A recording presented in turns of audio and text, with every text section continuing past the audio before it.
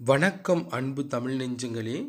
இன்றைய நாளின் கதாநாயகன் யார் தெரிந்து கொள்வோமா? வாருங்கள்.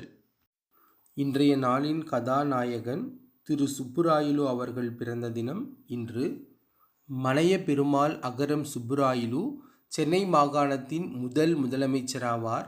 சென்னை மாகாணத்தில் இரட்டை ஆட்சி முறையின் கீழ் நடத்தப்பட்ட முதல் சட்டமன்ற தேர்தலில் நீதிக்கட்சி வெற்றி பெற்ற பின் மாகாணத்தின் முதல்வராக தேர்ந்தெடுக்கப்பட்டார்.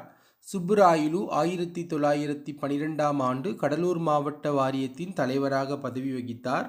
ஆரம்ப காலத்தில் இந்திய தேசிய காங்கிரசின் உறுப்பினராக இருந்த அவர் 1916ஆம் ஆண்டு காங்கிரஸை விட்டு விலகினார். 1917ஆம் ஆண்டு தென்னார்காடு மாவட்ட வாரியத்தின் தலைவரானார். தியாகராயர், டி.எம். நாயர் ஆகியோர் தொடங்கிய நீதிக்கட்சியில் இணைந்தார்.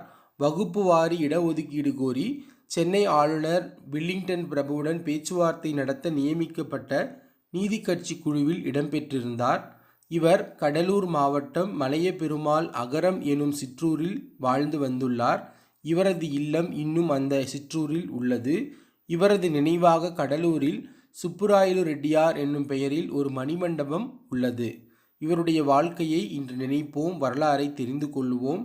நன்றி, வணக்கம்.